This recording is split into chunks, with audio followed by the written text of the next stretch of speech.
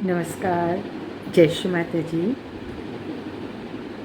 आज मुझे ऐसा लगा कि परम चैतन्य का जो प्रभाव होता है, वह हम सब लोग कैसे पकड़ें, जिससे आपके भीतर आपकी कुंडलिनी माँ साकार है, आपको सहस्त्रार पे वाइब्रेशन आ रहे हैं, आपको अपनी हथेलियों में वाइब्रेशन आ रहे हैं, आप महसूस कर रहे हैं कि आप चैतन्यित हैं। तो इसका प्रभाव अन्य लोगों पर कैसे पड़ता है, ये मैं बताने की कोशिश कर रही हूँ, जो अपने जीवन में इसको देखा, समझा और अनुभव किया है। बात कुछ साल पहले की है, लगभग 2012 की, और सहज में आए हुए भी मुझे लगभग 13 वर्ष हुए थे।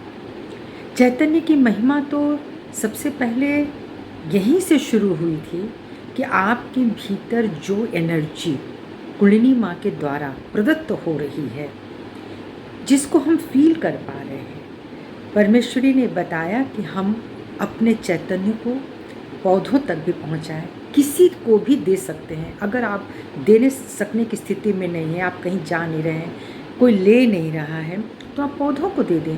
तो ये चीज़ हम लोगों ने बहुत महसूस करी कि सुबह सुबह मॉर्निंग मेडिटेशन के बाद इतने अच्छे जो वाइब्रेशंस आते रहे, उनको अपने पौधों पर देना शुरू किया और पौधे उन्हें पकड़ते। जैसे मैं तुलसी माँ जी के समक्ष गए, हाथ जोड़े और वाइब्रेशंस के लिए मैंने हाथ खोले, और वाइब्रेशंस तो आए ही, साथ ही ऐसा लगा जैसे माँ बहुत प्रसन्न हो गई। माँ का धीरे धीरे हिलना, कोई हवा नहीं, कहीं कुछ नहीं, लेकिन उनका जो स्पंदन अपनी तरफ आ रहा था, ये भी बहुत आकर्षित करने वाला था।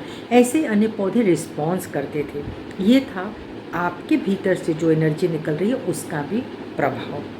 दूसरा, मैं यहाँ पे एक चीज़ और बताना चाहूँगी उन लोगों के लिए जिन लोगों ने अभी तक चैतन्य को महसूस नहीं किया, माने देखा नहीं है। तो क्या देखा जा सकता है? बहुतों ने देखा है, और हो सकता है कुछ लोगों ने अभी नहीं देखा हो। आप सुबह सुबह अपने सिर को आकाश की तरफ करें, और बाकी लोगों से भी मैं कहना चाहती हूँ जिन्होंने अभी सहयोग नहीं भी समझा है, अगर वो उनका कंसंट्रेशन अच्छा है तो आप ऊपर में सिर करें, आकाश में देखें, तो छोटे छोटे सिल्वर स्पार्कल होते हैं, जिसको हम कहते हैं, अब वो इस तरह से मूव करते हैं जिसको हम कहते हैं ब्राउनियन मूवमेंट। तो जब ये छोटे छोटे स्पार्कल जो दिखते हैं, वो है परम चैतन्य का आगार। जहाँ जितना डेंस होगा, सोचिए वहाँ उतनी अच्छी पॉजिटिविटी होगी, अच्छे वाइब्रेशंस हैं। ये हो गई चैतन्य की बात। इसका प्रभाव कैसे पड़ता है जीवन पे, मैं आपको बताना चाहती हूँ कि हमारे बल्कि पुत्री का विवाह का ये समय था, और हमारे पास एक मेड आई थी, और कुछ समय से वो अच्छे से काम कर रही थी, बहुत ही निष्ठापूर्वक काम कर रही थी। धीरे धीरे पता चला कि वो अकेली है और अपने माँ के पास आई है। उसके पति ने उसको लगभग छोड़ दिया है, कुछ वर्ष बीत चुके हैं। उसके 2 बच्चे, जो कि 2 साल 4 साल ऐसे करके उसके बच्चे थे, जिनके लिए पालन पोषण मुश्किल हो रहा था उस लेडी के लिए। उसका हस्बैंड कानपुर में चला गया काम ढूंढने के लिए, और वो प्रयागराज में ही रह गई। वो किसी तरह से हमारे पास काम करने आई थी, तो पता चला कि वो बच्चों के पालन पोषण के लिए ही काम कर रही है, अन्यथा पति उसको अच्छे से रख रहा था। लेकिन उसके अचानक चले जाने से और धीरे धीरे फ़ोन न करने से, क्योंकि मोबाइल तो हर गरीब के हाथ में नहीं ही था, उस लेडी के हाथ में नहीं था, तो जो लैंडलाइन से कोई फ़ोन करता, पीसीओ से करता, वो सब आना बंद हो गया। और धीरे धीरे वह बिल्कुल भी उधर प्रयागराज की तरफ रुख नहीं करता था। उसने एक तरह से संबंध तोड़ लिया था, और इसके कुछ वर्ष हो गए थे इस तरह से होते हुए। तो मैं सुनती थी उसको, तो अफ़सोस बहुत होता था। लेकिन वो धीरे धीरे जब हमारे यहाँ कुछ काम करने लगी, और ज़्यादा समय नहीं हुआ, कुछ महीने हुए, और बेटी की शादी तय हुई, लेकिन वह सहयोग के बारे में, वह श्री माता जी के बारे में सुनती थी, पूछती थी, और उसको बहुत अच्छा लगता था। एक दिन ऐसा समय आया जब उसकी कुंडलिनी जागृत हुई, और उसको बहुत ही अच्छा लगा। अब वो श्री माता से उसने क्या बात करी, क्या कही, ये तो मुझे नहीं पता, लेकिन इतना पता चल गया था कि उसको श्री माता जी से बहुत प्रेम हो गया था। जो भी माँ ने उसको दिया होगा, जो सुकून दिया होगा, जो शांति, जो आत्मानुभूति, आत्मसम्मान, आत्मनिर्भरता, आत्मनिर्भरता, कुछ तो उसको मिला ही होगा। कुछ दिन काम करते करते एक दिन वो अचानक आती है और उसने कहा कि भाभी जी, मैं अब आगे काम नहीं कर पाऊँगी, मैं चौंक गई, ऐसा क्यों है, तो शादी पड़ रही है। तो उसने बोला कि मेरे पति ने मुझे फ़ोन किया और कहा कि मैं अब तक तुमसे बात नहीं कर पा रहा था क्योंकि मेरी स्थिति ठीक नहीं थी, अब मैं तुम्हें और बच्चों को लेने आ रहा हूँ। बात इतनी खुशी की थी, जो वर्षों से नहीं पूछ रहा था वह अचानक ही तैयार हो गया। तो मुझे अफ़सोस तो इस बात का बहुत हुआ कि उसका काम छूट जाएगा, लेकिन मुझे खुशी भी बहुत हुई कि पुनः ये परिवार जो है वो बस जाएगा। तो मैंने बोला भी कि बेटी की शादी थी, अगर उसके निपटा लेती तो फिर अच्छा था, मैं अभी किसको ढूँढूँगी। उसने कहा कि नहीं, मैं ये काम करने के बाद ही यहाँ से जाऊँगी, और वैसा ही उसने किया। कहने का मतलब है कि परमेश्वरी से उसने क्या बोला, क्या कहा कि अचानक ही उसका जीवन बदल गया, और यह कार्य परम चैतन्य का ही था क्योंकि वो दिल की बहुत साफ थी। तो इस तरह से परम चैतन्य का प्रभाव उसके जीवन में आया और उसकी ज़िंदगी बदल गई। इसी तरह से मैं एक और घटना कहना चाहूँगी कि आफ्टर रिटायरमेंट मेरे हस्बैंड के एक बार उनके मित्र ने अपने यहाँ बुलाया कि आओ बैठते हैं, मिलते हैं। मुझे पता चला कि उनकी वाइफ वर्किंग थी और उनका कुछ सेमिनार था जिसकी वजह से उनको लेट होना था। तो मैंने बल्कि मना किया कि आज का दिन सही नहीं होगा क्योंकि पत्नी ही थकी होगी तो वो अटेंड नहीं करेगी मेहमानों को। लेकिन वो भाई साहब जिद कर गए, अरे आओ, मैं तो घर में हूँ, मैं खातिरदारी करता हूँ, पत्नी आएगी, बैठना होगा, बैठेगी नहीं। मतलब उन्होंने एक तरह से जिद करी। हम लोग वहाँ पे पहुँच गए, बातें चल रही थी।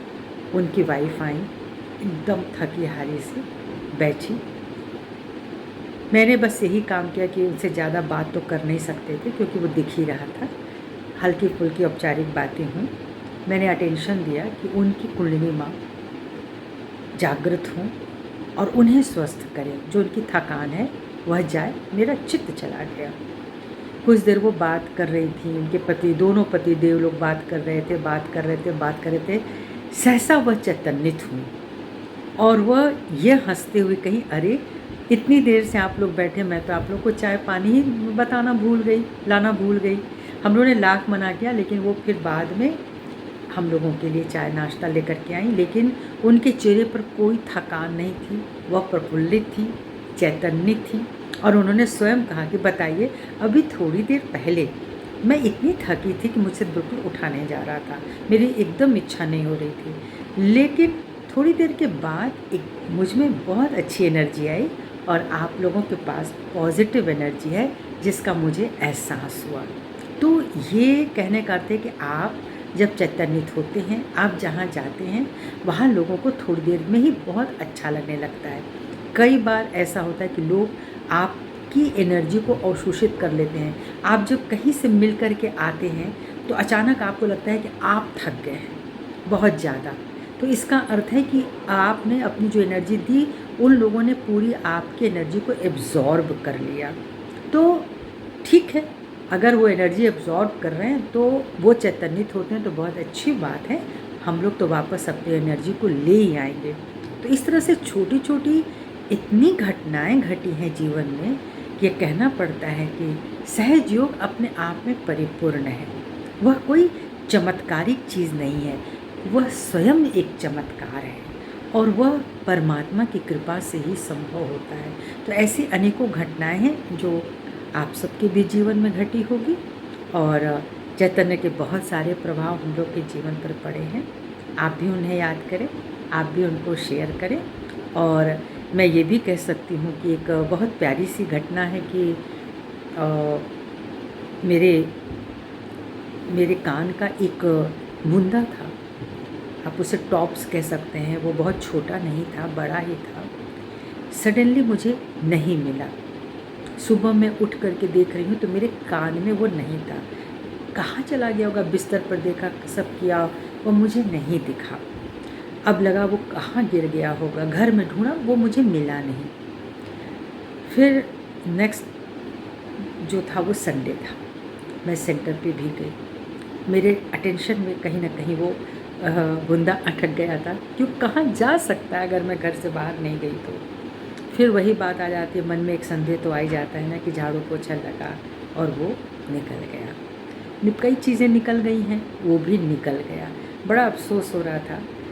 तो मैं ऐसे ही चुपचाप शाम को लेटी, दोपहर बाद मुझे एक स्वप्न आया कि मैं बार बार यही कह रही थी, माँ काले, कृपा करके मुझे हनुमान जी की मदद दीजिए, मेरी दृष्टि में वह चमक दीजिए, वह रोशनी दीजिए कि मैं उस बूंदे को देख सकूं कि वह कहाँ पर है। मुझे ये तो विश्वास है कि वो घर में ही गिर गया, लेकिन कहीं नहीं मिल रहा है। झाड़ू पोछा भी लग चुका, एक दिन, दूसरा दिन भी निकल गया। तो मेरे को अब थोड़ा सा, मैं वरीड थी और थोड़ी सी चिंता हुई कि अरे कहाँ चला गया। तो मैं लेटी थी और मैंने बस मन में बोला, माँ मेरे बाएं कान का बूंदा कहाँ चला गया, मुझे रोशनी दीजिए, मुझ में वह नज़र दीजिए कि मैं उसको देख सकूं। श्री हनुमान जी मेरी मदद करें। और मैं सो गई। स्वप्न में एक हाथ आता है और मुझसे कहता है, लो तुम्हारे बाएं कान का बूंदा।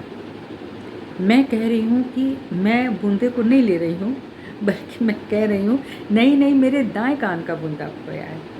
उधर से आवाज़ आती है, लो बाएं कान का बूंदा।